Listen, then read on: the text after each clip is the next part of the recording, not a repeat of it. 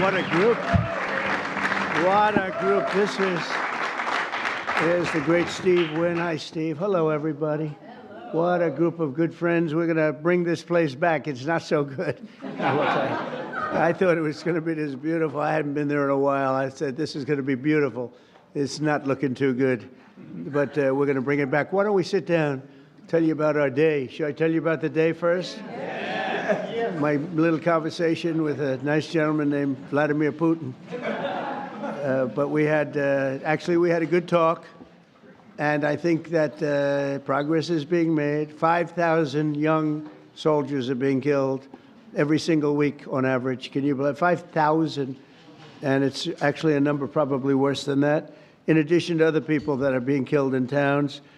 And we're trying to stop it. It's a bloodbath. It's an absolute bloodbath. I've seen satellite pictures that are so bad, so horrible, and it's to think that in this day and age we're living with this horrible thing that's going on, and we're doing the best we can. This was not our war. This was not me. We're doing something from the last administration. How they allowed that to happen? It wouldn't have happened. It would have never happened. And you know, the Ukraine-Russia wouldn't have happened. But I'll tell you what else wouldn't have had. October 7th would not have happened. This was a terrible thing also. A lot of bad things happened in the last 4 years. But good things are happening now. We had a tremendous visit in the Middle East. We went to Qatar. We saw Saudi Arabia, all the top people in UAE. And we brought back about $5.1 trillion. That's not bad. That's not bad.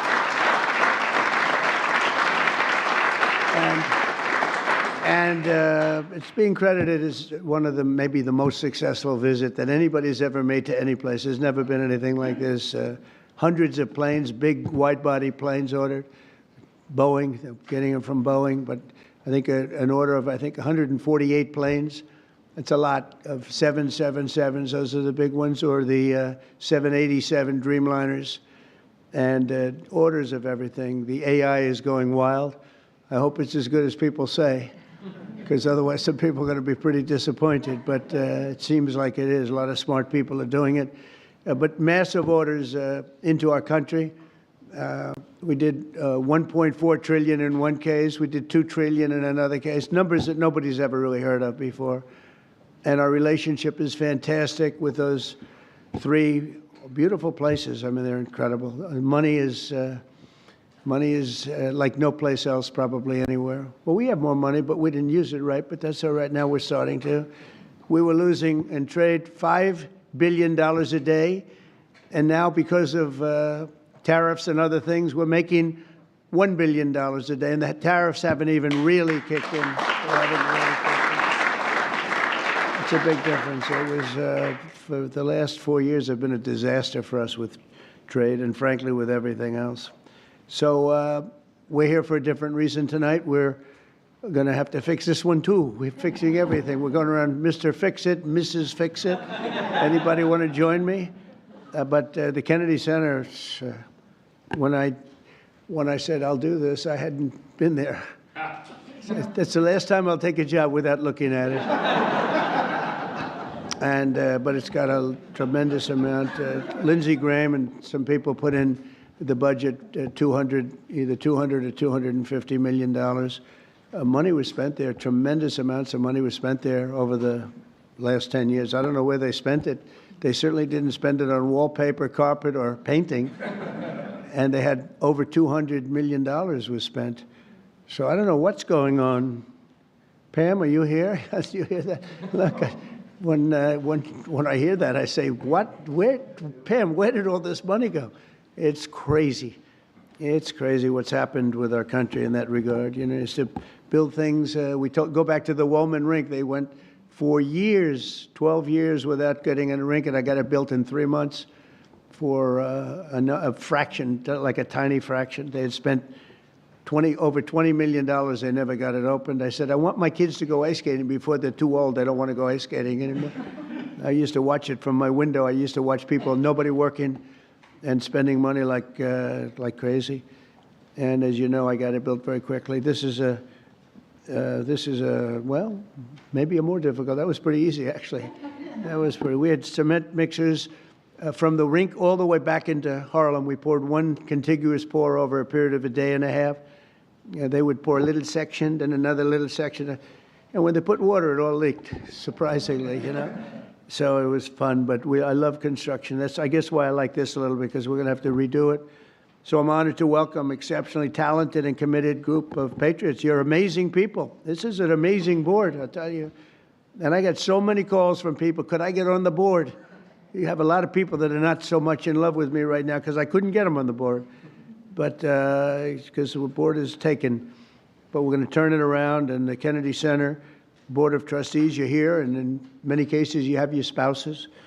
And I want to thank Rick Grinnell. Where's Rick? Where is Rick? Hello, Rick.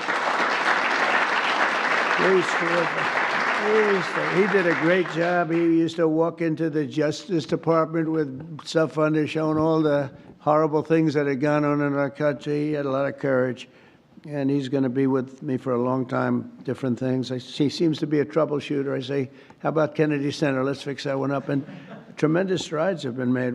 You'll be hearing about that in a second. But I want to thank the entire board for the incredible work and all the fundraising efforts. We're going to raise some funds, but we're getting a lot of funds also from Congress because they want to see this thing good. We have the 250th year anniversary coming up, and this building is going to be a primary focus in D.C., and it's got the potential for greatness. If it didn't, I wouldn't have done it. But it has a great plan.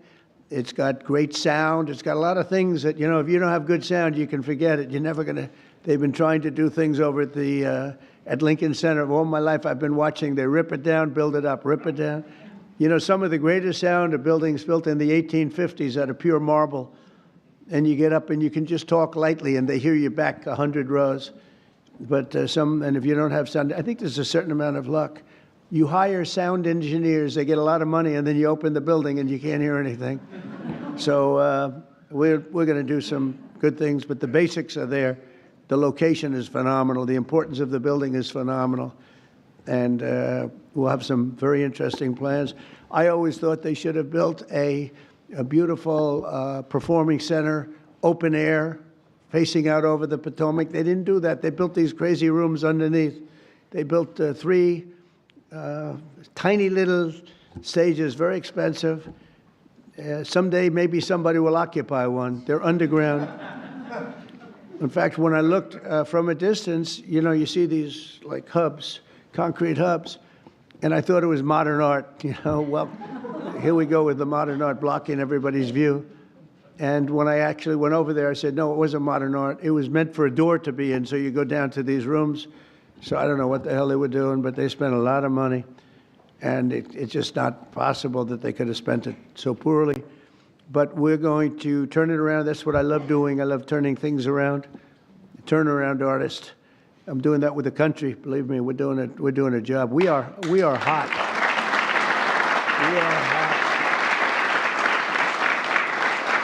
The country is hot. We, in a short period, look, we've been there for 100 days plus a few days, and as they said, the king of Saudi Arabia said, your place, your country is a whole different image now.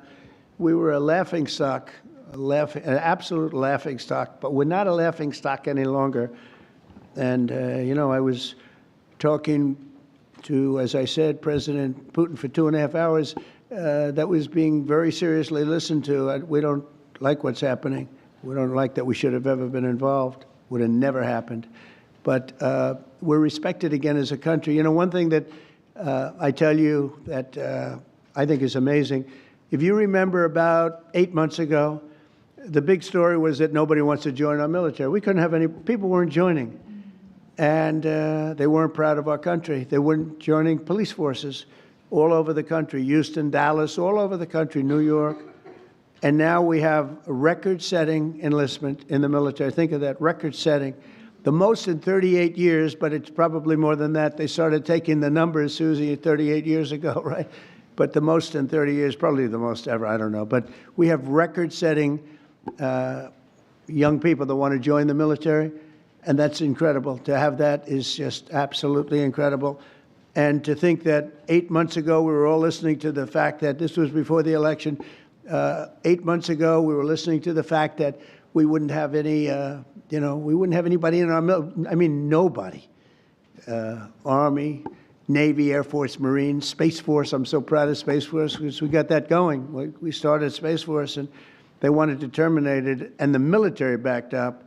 And they said, you're not going to do that. We were third in space, and now we're number one in space by a lot. They've done a great job. They had some great commanders in Space Force. But, ultimately it's going to be truly one of the most important things we've ever done because it's all heading to space. And I'm not talking about just experimental things that we do, because a lot of people don't understand that. We can understand that.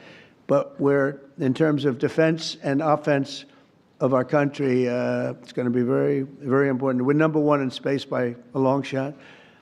The Kennedy Center mission is to be the crown jewel of the arts and culture in our nation's capital. And under our new leadership, we're going to take this revered institution to heights that it's never seen before. I think we can take this to really because we have the right place. We have all the politicians, and then we have the people that want to get to know the politicians for lots of bad reasons. And, we have everybody here. They have to be here for something, sometime. I've got total confidence in the just great team that Rick and the group have put together. Sergio's done fantastically. We're especially pleased to be joined tonight by Secretary of State Marco Rubio, great guy. Great guy. Where is Marco? He's great. I'm telling you, he was born for this. He loves it. You see him, he's in one country, another country. I think he loves it. But he's so respected everywhere he goes. And I know how tough he is because I used to have to be up there with him. He was not nice. He was a tough one. He was as good as you get. I didn't know that we would end up being this close. We like each other. I think I can speak for him. I can speak for myself, but I like him, and he's done a fantastic job, and he's really, really working. And we're getting relationships that we lost that were very important for us in many ways. And so I want to thank Marco, and Marco's on the board, Attorney General Pam Bondi, who I've known so long, and she's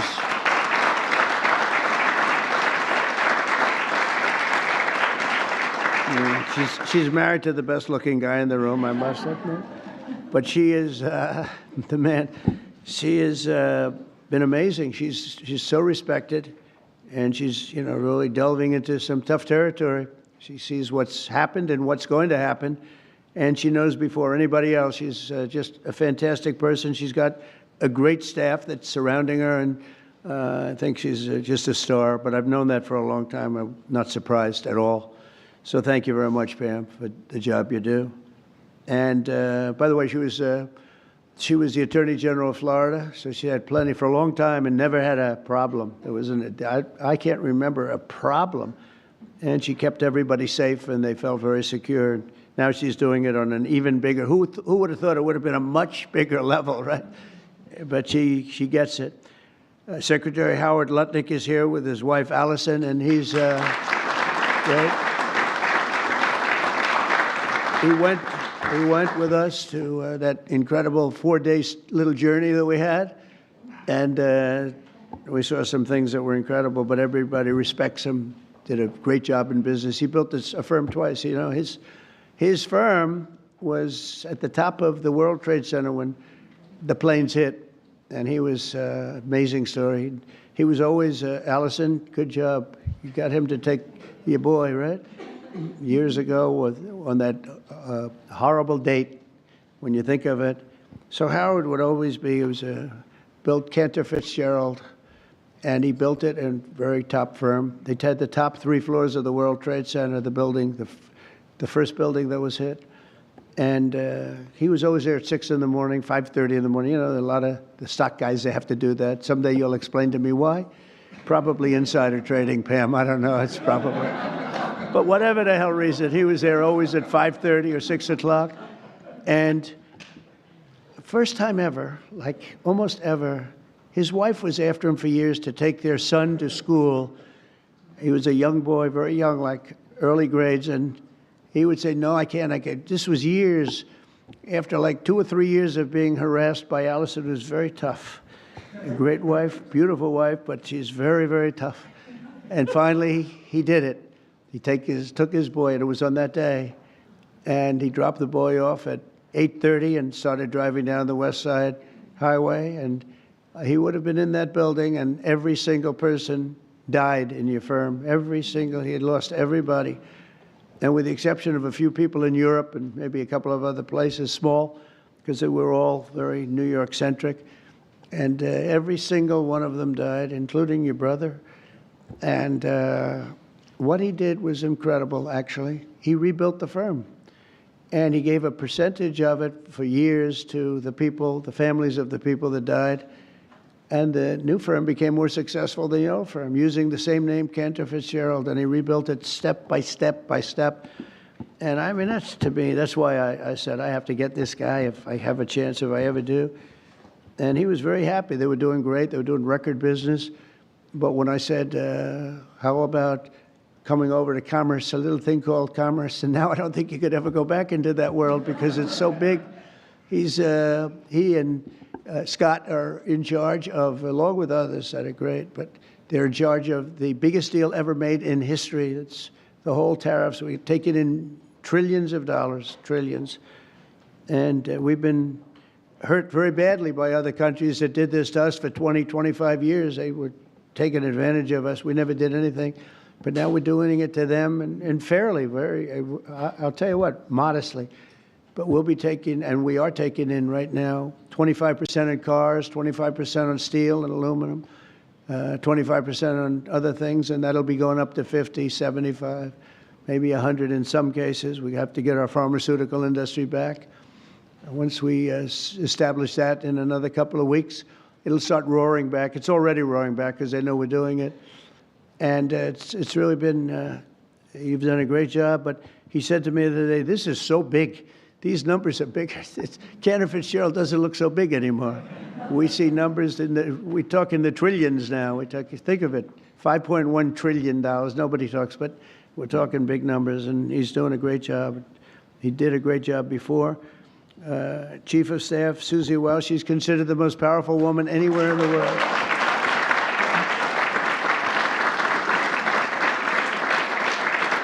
She is. She's the most powerful woman in the world. A lot of people are saying that, but she had a couple of articles, and I said, you know, it's actually true. She can wipe out a country with just a mere phone call. Think of it. That's the end of the country.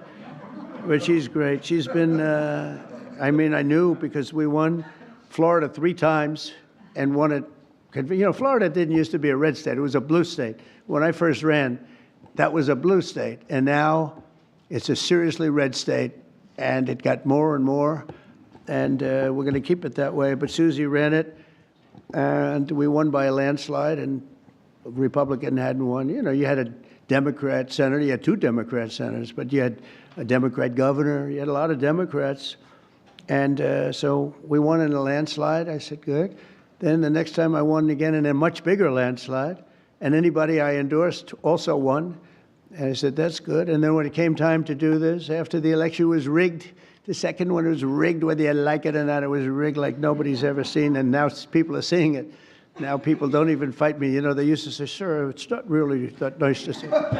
I'm an honest, it was rigged. And unfortunately, that's what happened. You look at some of the things that happened. All of these things would have never happened.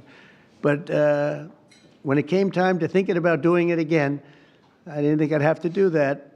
I said, you know, I think I'm going to take that woman, my friend now, but at the time I didn't know. Her father was Pat Summerall, who was a great football player, was probably a greater announcer for 28 years for the NFL. But that tells me, you know, because I'm a big believer in the genes, person's genes.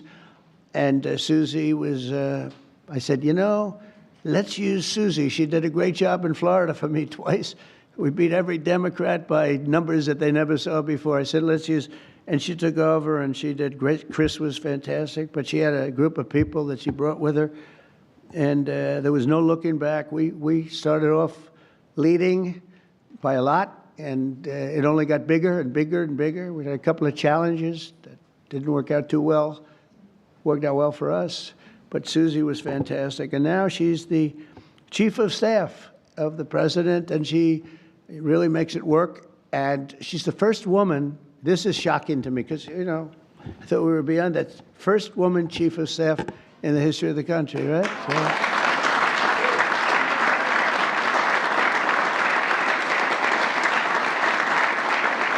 And she's doing a great job, and you know those men are scared. She sits in the back of the room. She watches them like this. She doesn't want publicity. She doesn't want to be on camera. She doesn't want stories. But they're up there yapping, and if they start yapping the wrong way, it's not pleasant for them. She's great. And we have a friend of mine, a man that I endorsed, and he proudly went through the roof, Jeff Landry, governor of Louisiana.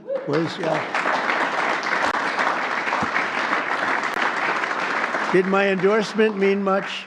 When I endorsed you, he became a rocket ship, right? We avoided, do I say it? We won in the first round. Yep, yeah, it was good. We didn't want to go a second round.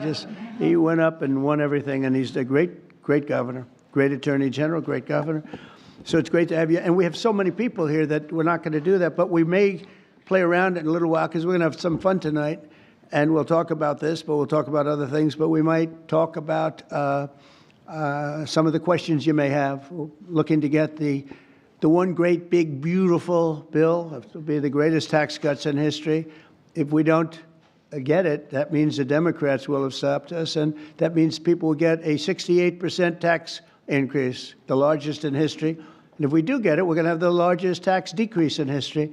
And all my life, I've watched politicians screaming, "We will cut your taxes." This is the only group where they say, "We're going to raise your taxes," and they think they're going to win. There's something wrong with them. I don't know what the hell is going on. We're going to raise your taxes. And people say, "That's strange. I've never heard it before." When we took over in recent months, the Kennedy Center was in dire shape. As I saw on my tour a few weeks ago, the building is falling apart. I don't want to scare people. It's in fine shape, but it's falling apart. That means, we have to see, we have Les Mis. We're opening up with Les Mis and some other things. We have Mrs. Fisher here, and she said, "You know what works? Anything Broadway." So we're signing Phantom of the Opera. We're signing a lot of great Broadway, and we'll have them run for a while. And I think we're going to do very well. But it's been neglected very badly, and it needs an infusion of different things, including probably funds. But I think we're going to do very well when we get some money from Congress to fix it, because it's so important. The previous leadership wasted millions and millions of dollars and handed us a budget deficit of $26 million. Can you believe that? In addition, the programming was out of control with rampant political propaganda, DEI, and inappropriate shows. We had some very inappropriate shows, to put it very nicely. They had dance parties for, quote, queer and trans youth.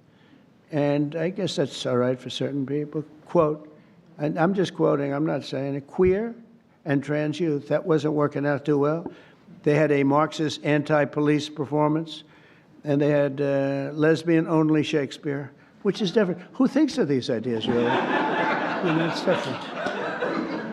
It's different. Oh, we're bringing our country back so fast. The military is so much better. Everything, it's just gone. They had people who were paying them $400,000 or $500,000 a year to teach DEI. Just 12 weeks, our new board has balanced the budget. Think of that in 2026 budget. That's a pretty good job you're doing. So that's amazing. So the 2026, I told you, it was 25 million under. It's balanced now for the fiscal year. Eliminated DEI initiatives in all cases. Brought back family-friendly programming that will attract large audiences once again, and launched a plan to renovate the building and reclaim the grandeur as a landmark, a Washington landmark, which it always was.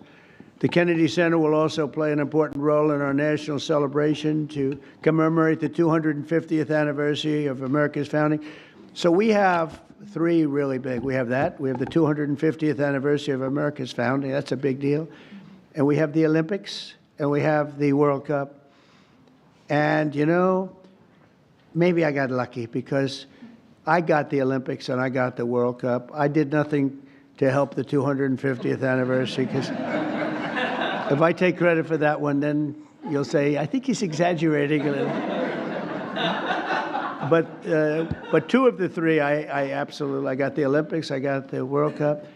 And I said to myself when I got them, it was my first term I got them, President Obama would not take the calls from the Olympic Committee, refused to take the calls. And I think because he traveled to Oslo or wherever he went, and very far away, in order to get the Olympics, previous Olympics. And I said, well, that's great. That means we got it, because what president would travel to come in fourth place, which is what we came in, fourth place. And so he was so angry, he wouldn't take the call. So I got a call from, at the time, the mayor of Los Angeles. Los Angeles is not looking too good with what the water. We just sent so much water down their way, they didn't want to take it because it was bad for the environment. I said, no, water's good for the environment. If they would have had it when I told them to get it, they wouldn't have had the fires, or it would have been very small.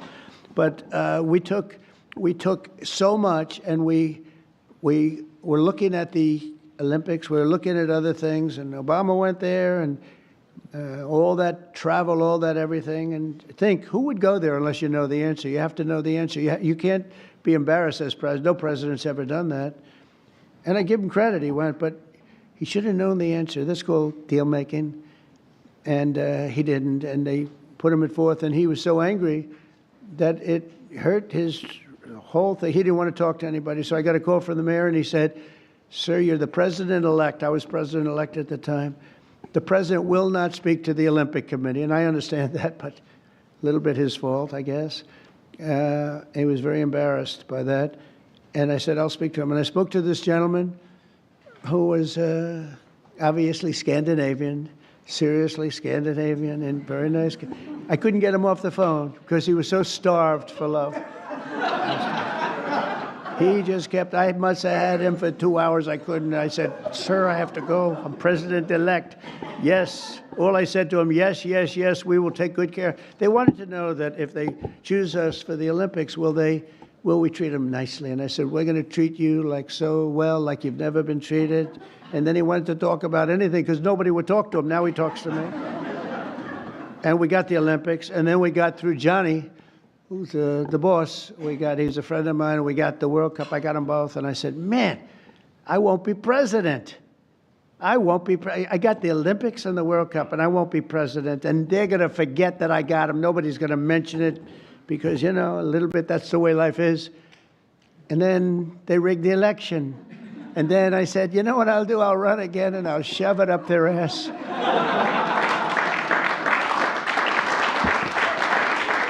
And that's what I did. And all of a sudden, I then realized, I said, you know what?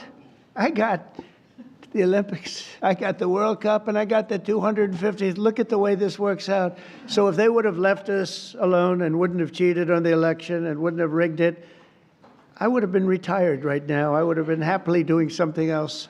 And instead, they have me for 4 more years. Can you believe it? Yeah. So it has it.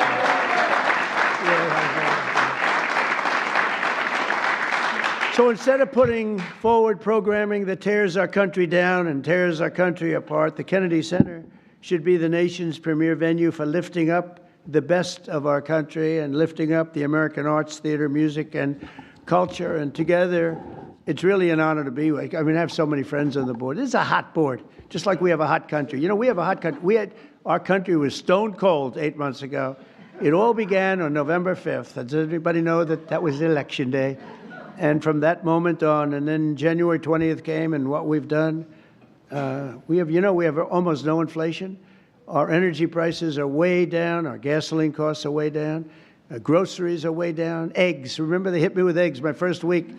Sir, the fake news, those people right there, they're saying, sir, eggs have gone through the roof. They were doubling and tripling eggs. I said, I don't know what I've just got here, excuse me. And through she's done a great job, Brooke Rollins, Secretary of Agriculture. Anyway, the prices came down. They didn't want us to, we had the egg roll here a couple of weeks ago for Easter. They didn't want us to order eggs. They wanted the eggs to be made out of plastic. They wanted plastic. I said, I'm not going to do that. But by the time it came around, the egg prices are way down. The groceries are way down. Everything's way down. We are just doing great. I mean, think of it. No inflation, and we're taking in billions, hundreds of billions of dollars in tariffs we never did before.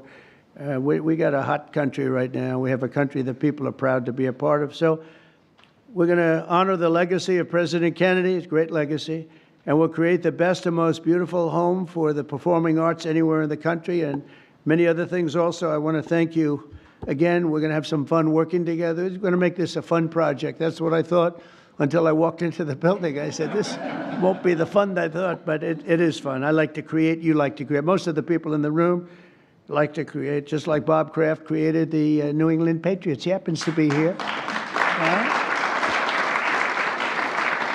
And he tells me he has a great new quarterback, so we're going to see. You know, a lot of people make that statement. We're going to find out, but I have a feeling you're going to be right. You've been right about a lot of things, but he was right about Tom Brady, right? He got him almost the last draft choice in the last round, sixth round, whatever it was. How did he work out, Tom Brady? Okay? Not bad? Good, right? But Bob's here, and his wife, as you know, Dana, she's on the board. And she's much younger than him, so he wanted to come tonight with her. Isn't it nice? Isn't it nice when you have a husband that will travel with you to the board, and he's a big shot, too? And he's a great guy. He's been my friend for a long time. So I'd like to ask, if I might, Secretary Rubio, and followed by, we're going to ask Sergio to say a couple of words, and then Rick Grinnell, and we'll have a little fun tonight. And you know what they can do? If they can, relatively quietly, they can start serving the meal. So by the time we're all finished, we get the hell out of here, we go home, and we have our board all formed, and we can start doing that quietly. And so, Marco, please come up and say a few words. Thank you, everybody.